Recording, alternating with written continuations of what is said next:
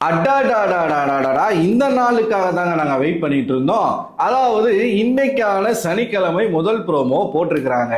விஜய் சேதுபதி வரும்போது தாறுமாறான ஒரு என்ட்ரியை கொடுக்குறாப்படி. அவர் கையில என்ன வச்சிருந்தாருன்னு பாத்தீங்களா? பிரம்மாஸ்திரம். அந்த பிரம்மாஸ்திரம் யாரு மேல பாய போகுது அப்படிங்கறத தான் நம்ம இந்த வீடியோல பார்க்க போறோம். சோ விஜய் சேதுபதி வந்தவனே என்ன சொல்றாரு அப்படின்னு பாத்தீங்கன்னா, ஒரு ஊர்ல ஒரு ராஜா இருந்தாராம் அப்படின்னு சொல்லி சின்ன பசங்க கதையில சொல்லக்கூடிய கதையை கேட்டிருந்தா கூட, ஒரு ராஜானா எப்படி இருப்பாரு, ராஜாங்கம் எப்படி இருக்கும், நான் முன்னாடியே சொன்னேன். அந்த பொசிஷனுக்குன்னு ஒரு பவர் இருக்கு, அயராக்கின்ற ஒரு விஷயம் இருக்கு. அதை ஃபாலோ பண்ணி அந்த கேரக்டருக்கு மதிப்பு கொடுத்து தான் நம்ம அதை கொண்டு போகணும். நகைச்சுவையா கொண்டு போனாலும் ரெஸ்பான்சிபிளோட கொண்டு போகணும். அதை நீங்க போட்டு தாறுமாறா அவமானப்படுத்துறீங்க. இப்ப ராஜகுரு அப்படின்னா அவங்களுக்கான மரியாதை கொடுக்கப்படல, ராஜ மாதாவுக்கான மரியாதை கொடுக்கப்படல. இந்த மாதிரி நிறைய விஷயங்கள் இருக்கு. ராஜா ராஜா மாதாவை ஃப்ளட் பண்ணலாமான்னு கேட்டது, இங்கே அமைச்சர் அந்த எதிர்நாட்டு ராஜகுருவோட லவ் அப்படின்ற ஒரு கண்டென்ட் ரெடி பண்ணது. நிறைய நம்ம குறைகளை பார்த்துக்கிட்டே இருக்கலாம். குப்பை தொட்டியாக்கி வச்சிருக்காங்க அப்படின்ற ஒரு விஷயத்த சேதுபதி அவர்கள் சொல்றாரு. வீட்டை இவங்களுக்கு ஒரு ராஜான்னு ஒரு பதவி கொடுத்து, ராஜாங்கம்னு ஒரு டாஸ்க் கொடுத்து வீட்டை நம்ம ரெடி பண்ணி கொடுத்தா குப்பை காடாக மாத்தி வச்சிருக்கிறாங்க அப்படின்னு சேதுபதி அவர்கள் சொல்றார். சோ இன்னைக்கு இந்த டாஸ்க் வச்சுதான் இன்னைக்கு டே போக போகுது அப்படிங்கிறது நல்லாவே தெரியுது. பயங்கரமான அட்டூழியங்களை பண்ணாங்க. என்ன கொஞ்ச நெஞ்ச அட்டூழியங்களா பண்ணாங்க? நிறைய விஷயங்களை அவர் அட்ரஸ் பண்ண வேண்டி இருக்கு. ஒண்ணு, பார்வதி அரோரா மேல வச்ச அந்த ஒரு குற்றச்சாட்டு. வெளியில பல பேர் அதுக்கு எதிராக வாய்ஸ் அவுட் பண்ணிக்கிட்டு இருக்காங்க. அதை நம்ம தனியாக ஒரு வீடியோல பார்ப்போம். ஒரு பொண்ணு இன்னொரு பொண்ணை கேரக்டர் அசாசினேஷன் பண்றாங்க. அது உண்மையா இருக்கும் பட்சத்துல நம்ம ஏத்துக்கலாம். ஆனா அவங்க அப்படி அபாண்டமான ஒரு குற்றச்சாட்டு சொல்வதற்கான உள்நோக்கம் என்ன அப்படின்னு பாத்தீங்கன்னா, அவங்க கிட்ட இருந்த ஒரு நபர் அவங்கள விட்டுட்டு, அதாவது அவங்களுடைய டர்ட்டி கேம் தெரிஞ்ச பிறகு அவங்கள விட்டுட்டு இன்னொருத்தர் கூட, அவர் ஆல்ரெடி அரோரா கூட தான் இருந்தார். நீங்க தான் புதுசா போயிட்டு அங்க ஜாயின் ஆனீங்களே தவிர்த்து அரோரா மேல மிஸ்டேக்கே கிடையாது. ஆனா அந்த வன்மத்தை மனசுக்குள்ள வச்சுக்கிட்டு பார்வதி ஒரு பிளே பண்ணது. அதுக்கப்புறமா ஒரு அமைச்சர் ஒரு இளவரசிய ஏய் நீ வாய முடியுங்களா, எல்லாம் எங்களுக்கு தெரியும் அப்படின்னு சொன்னதா இருக்கட்டும். பிளான் பண்ணி ரெண்டு பேரும் பேசி வச்சுக்கிட்டு ஒரு பொண்ணை கேரக்டர் அசாசினேட் பண்ணாங்க. இதையெல்லாம் அவர் கேட்கணும், கண்டிப்பா கேட்பாரு நினைக்கிறேன். அண்ட் கானா வினோத்துக்கும் திவாகருக்கும் நடுவுல நடந்த அந்த ஒரு பிரச்சனை. சாரி, இப்ப திவாகர் கானா வினோத்தை எப்படி டீஸ் பண்றாரு, கானா வினோத் திவாகரை எப்படி டீஸ் பண்றாரு. ஒரு இடத்துல கூட வினோத் அவருடைய எப்படி சொல்றது, அவருடைய சமுதாயத்தை பற்றியோ இல்ல அவருடைய நிறத்தை பற்றியோ அவர் பேசல. ஆனா திவாகரை பாத்தீங்கன்னா வினோத் கலாய்க்கிறாரு, அதை அக்செப்ட் பண்ணிக்கிறாரு, இல்லைன்னு சொல்லல, மாக் பண்றாரு, கலாய்க்கிறாரு, எல்லாமே பண்றாரு. ஆனா திவாகர் அவர் வாயிலிருந்து வரக்கூடிய வார்த்தைகள் எல்லாமே குப்பைகளாகத்தான் இருக்கு. ஒருத்தரை எந்த அளவுக்கு சப்ரஸ் பண்ணி பேச முடியுமோ அந்த அளவுக்கு சப்ரஸ் பண்ணி பேசிக்கிட்டு இருக்காரு. அது மட்டும் இல்லாம இந்த வீட்டுக்குள்ள தொடர்ச்சியாக ஜாதியை வச்சு பேசிக்கிட்டு இருக்காரு. சாதியை கேட்கிறாரு, இன்னொரு நபர்கிட்ட போய் சாதியை கேட்கிறாரு. நீங்க என் சொந்தக்காரா தான் இருப்பீங்க. வினோத்தை நம்ம கானா வினோத் பிரவீனை கானா வினோத்தினுடைய சொந்தம்னு சொல்றது எதன் அடிப்படையில? இப்ப திவ்யா விசாரிச்சா என்னுடைய சொந்தக்காரா தான் இருப்பாங்க அப்படின்னு திவாகர் எதன் அடிப்படையில சொல்றாரோ அந்த அடிப்படையில தான் கானா வினோத்தும் பிரவீனும் சொந்தக்காரங்க அப்படின்னு சொல்றாரு. ஏன் அங்க இந்த சொந்தம் சம்பந்தமே இல்லாம வருது அப்படின்னா, இவனை பொறுத்த வரைக்கும் ஒரே சமுதாயத்துல இருக்கிற எல்லாருமே சொந்தக்காரங்க. அப்ப திவ்யாவும் நான் என்னுடைய சமுதாயத்தை சேர்ந்தவர் தான் அப்படின்றத தெரிஞ்சுக்கிறதுக்காக, இப்ப இந்த டவுட் மேபி உனக்கு இப்படி கூட வந்திருக்கலாம், திவ்யாவை தெரியாதுன்றான், நான் பார்த்ததே இல்லைன்றான். ஆனா திவ்யா அவர்கள் யாருன்னு நம்ம எல்லாருக்குமே தெரியும். ஆர்கே சுரேஷ் அப்படிங்கிற ஒருத்தர் இருக்கார் இல்லையா, அவருக்கு திருமணம் செய்யறதுக்காக நிச்சயம் பண்ண பெண் தான் திவ்யா. நீங்க பழைய வீடியோஸ்லாம் எடுத்து பாருங்க. திவ்யாவுக்கும் ஆர்கே சுரேஷ் அவர்களுக்கும் திருமணம் நடக்கிறதாக இருந்துச்சு. அதுக்கப்புறமா என்னாச்சுன்னு தெரியல, ரெண்டு பேருமே பிரிஞ்சுட்டாங்க. ஆர்கே சுரேஷ் அவர்களும் திவாகர் அவர்களும் ஒரே சமுதாயத்தை சேர்ந்தவர். அப்ப திவ்யாவும் ஆர்கே சுரேஷும் நிச்சயமா ஒரே சமுதாயத்தை சேர்ந்தவர்களாகத்தான் இருக்கலாம் அப்படின்னு இந்த சனத்தவளை நினைச்சிருப்பான் போல.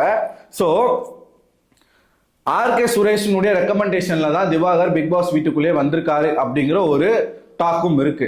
ஆர்கே சுரேஷ்க்கு திவாகர் பிசியோதெரப்பி பண்ற வீடியோ எல்லாமே வெளியில வைரல் ஆயிட்டு இருந்துச்சு.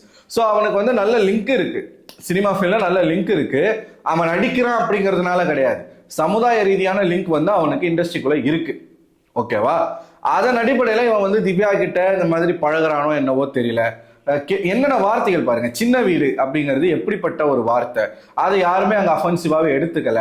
கையை பிடிச்சி அமுக்கி விட்டுட்டு எல்லாம் ஒரு ஆசை தான் அப்படின்னு சொல்றது, இது எல்லாமே வெளியில நம்ம பேசிக்கிட்டு இருக்கக்கூடிய விஷயங்கள். ஓகேவா? இந்த மாதிரி தொடர்ச்சியா ஒரு ஆள் பண்ணிக்கிட்டே இருக்கான், அவன் கண்டென்ட் கொடுக்குறான்றதுக்காக நீங்க வந்து பொறுத்து பொறுத்து வந்து நீங்க அவனை வச்சுக்கிட்டே இருக்கீங்க, என்ன அர்த்தம் அப்படின்றத நம்ம தொடர்ச்சியா கேள்விகள் கேட்டுக்கிட்டே இருக்கும். மேபி சேனல் வந்து இப்ப வெளியில இந்த நிகழ்ச்சியை தடை பண்ணுங்க அப்படின்னு போராட்டமே இந்த 2 பேரால தான் நடக்குது, ஒன்னு திவாகர் இன்னொன்னு பார்வதி. ஸோ இதெல்லாம் மனசுல வச்சுக்கிட்டு சேனல் வந்து ஒரு முடிவு எடுக்கலாம். நான் அதான் சொல்லியிருந்தேன், திவாகரை எவிக்ட் பண்ணலாமா அப்படிங்கிற ஒரு பேச்சுவார்த்தை போய்கிட்டு இருக்குன்னு சொல்லி. ஸோ அதுக்கு ஒரு ஆதாரமாக ரெட் கார்டை கொண்டு வந்திருக்கிறார் நம்ம சேதுபதி அவர்கள். இந்த ரெட் கார்டு நம்ம திவாகருக்கு போகிறதுக்கான வாய்ப்புகள் இருக்கு. சரி, அப்ப திவாகர் இல்லைன்னா வேற யாரா இருப்பாங்க அப்படின்னு கேட்டீங்கன்னா பார்வதி. ஏன் பார்வதிக்கு ரெட் கார்டு கொடுக்கணும் அப்படின்னு பாத்தீங்கன்னா, தான் வீட்டுக்குள்ள இருக்கக்கூடிய தன்னுடைய சக கண்டஸ்டன்ட் மேல எப்பயுமே காழ்ப்புணர்ச்சியின் காரணமாக ஒரு தப்பான அலிகேஷனை வைக்கிறது. முதல்ல கமருதன் மேல வச்சாங்க, கமருதன் வந்து பேட் டச் பண்றான் அப்படின்ற ஒரு அலிகேஷனை வச்சாங்க. இந்த திவாகர் கிட்ட சொன்னதே ஒரு அலிகேஷன் தான். இது பார்வதி வந்து கேமரா கிட்டே எங்கேயுமே சொல்லலையே, திவாகர் கிட்ட தானே சொன்னாங்க அப்படின்னு கேட்டீங்கன்னா, பார்வதிக்கு நல்லாவே தெரியும் திவாகர் கிட்ட சொன்னா அதை வச்சு பிரச்சனை பண்ணுவாரு. ஏன்னா திவாகருக்கும் கமருதனுக்கும் ஆகிறது இல்லை, அதனால திவாகர் கிட்ட சொன்னா இது வெடிக்கும்னு தெரிஞ்சுதான் அவங்க சொன்னாங்க. அதுக்கப்புறமா வெளியில இருந்து வந்தக்கூடிய வைல்ட் கார்டு கண்டஸ்டன்ஸ் வந்து அதை எக்ஸ்போஸ் பண்ண பார்வதி மேலேயே அதை திரும்பிச்சு, பார்வதி நல்லாவே மாட்டிக்கினாங்க. இப்போ அடுத்து இன்னொரு பிரச்சனை, நெய்யில 2 பேருக்கும் சண்டை வருது, கமருதனுக்கும் பார்வதிக்கும். என்னதான் தான் மேல ஒரு ஃபேக் அலிகேஷன் வச்சிருந்தாலும் பார்வதி கண்ணில் அடிபட்டு இருக்கு அப்படிங்கிற ஒரு கரிசனத்துல நம்ம கமருதன் போயிட்டு பார்வதி கூட கொஞ்சம் க்ளோஸா இருந்தா, அப்படி மறுபடியும் ஒரு பிரச்சனை, பிரிஞ்சுட்டாரு, வேணாம் இதுக்கப்புறம் இது செட் ஆகாது அப்படின்னு சொல்லிட்டு வந்துட்டார். அரோரா கூட தான் முதல் வாரத்துல இருந்தே நண்பராக இருக்கிறாங்க 2 பேருமே. அந்த ஒரு ஃப்ரெண்ட்ஷிப் வந்து கண்டினியூ ஆகிட்டே இருக்கு. அந்த காண்ட் அந்த கிரட்ஜை மனசுக்குள்ள வச்சுக்கிட்டு என்கிட்ட இருக்கிறவனை வந்து அவ பறிச்சுக்கிட்டா அப்படின்ற ஒரு வன்மத்தை மனசுக்குள்ள வச்சுக்கிட்டு எஃப்ஜே கூட எக்ஸ்போஸ் பண்ணியிருப்பான். கலை கிட்ட பார்வதி என்ன சொன்னாலோ, கமருதன் வந்து என்னவா சொன்னாலோ அதை எஃப்ஜே கிட்ட சொல்லியிருக்கான். எஃப்ஜே வீடு முழுக்க சொல்லிட்டான், கமருதன் கிட்டே சொல்லிட்டான். ஓகேவா? சோ இதெல்லாம் மனசுல வச்சுக்கிட்டு பார்வதி என்ன பண்றாங்க, ஒரு தப்பான ஒரு குற்றச்சாட்டை கமருதன் மேல வச்சா அவன் வந்து நம்ம மேல திரும்பிடுவான், அவன் நம்மளை அட்டாக் பண்ண ஆரம்பிச்சிருவான் அப்படின்ற ஒரு பயத்துல அரோரா வந்து பேச மாட்டா அப்படிங்கிறதுக்காக அவங்க ஒரு பிளாக் இப்படி கட்டுங்கன்னு சொல்லி முழுசா கட்டியே முடிக்கல, அறகுறையா நீங்க பாத்தீங்கன்னா உங்க கண்ணுக்கு அது ஆபாசமா தான் தெரியும். ஏன்னா ஆபாசத்தின் மறு உருவம் பார்வதியும் திவாகரம் உடனே வந்து ஆபாசமான குறியீடை காட்டுறாங்க அப்படிங்கிற ஒரு பிரச்சனையை பண்ணாங்க. இது 2வது அலிகேஷன், ஒரு ஃபேக்கான அலிகேஷன். இதுக்காக பார்வதிக்கு ரெட் கார்டு கொடுக்கறதுக்கு வாய்ப்பு இருக்கு அப்படின்னு ஒண்ணு பார்ப்போம். இன்னொன்னு, யாருக்கு மேபி ரெட் கார்டு போகலாம் அப்படின்னா சபரி அவர்கள் பார்வதிய அடிச்சது இன்டென்ஷனலா அடிச்சாரோ இல்ல டாஸ்க்ல யதார்த்தமா பட்டுச்சோ, ஆனா சபரி நான் வேணும்னு தான் அடிச்சேன் அப்படின்ற ஒரு வார்த்தையை ஒரு இடத்துல பதிவு பண்ணியிருக்காரு. சேதுபதி அவர்கள் வந்து ஒரு பாயிண்ட சொன்னாரு, நீங்க எத்தனை பேர் கவனிச்சீங்க, பிரஷ்ஷை வந்து தேடிக்கிட்டு இருக்காங்க, குப்பைக்குள்ள என்ன கிடக்குதுன்னு சொல்லி தேடிக்கிட்டு இருக்காங்க அப்படிங்கிற ஒரு விஷயத்த வந்து பேசியிருப்பாரு. ஸோ இந்த பிரஷ் மேட்டரும் இன்னைக்கு பேசுவாங்க அப்படின்னு நான் நினைக்கிறேன். யார் அதை பண்ணது அப்படின்ற ஒரு விஷயத்தை பத்தி பேசுவாங்க. சபரி அவர்களுக்கு ரோஸ்ட் கிடைக்கிறதுக்கான வாய்ப்புகள் இருக்கு, வியானாவுக்கு ஹெவியான ரோஸ்ட் இருக்கான், சபரிக்கு ரெட் கார்டு கிடைக்கிறதுக்கான வாய்ப்புகளும் இருக்கு. ஏன்னா பெண்களுக்கு பாதுகாப்பான ஒரு நிகழ்ச்சி அப்படிங்கிற ஒரு பின்பத்தை உருவாக்கணும் அப்படின்னா ஒன்னு திவாகர் இல்லைன்னா சபரி, 2 பேர்ல யாரையாச்சும் ஒருத்தர் வந்து பலி கொடுக்கணும். திவாகரை சாதி ரீதியாகவோ இல்ல கண்டென்ட்டுக்காகவோ வச்சுக்கணும்னு சேனல் டிசைட் பண்ணா சபரியை தான் பலி கொடுப்பாங்க அப்படின்னு நான் நினைக்கிறேன். ஓகேவா? இன்னைக்கு அந்த பிரஷ் மேட்ரு வந்து பயங்கரமான ஒரு விவாத பொருளாக மாறும்.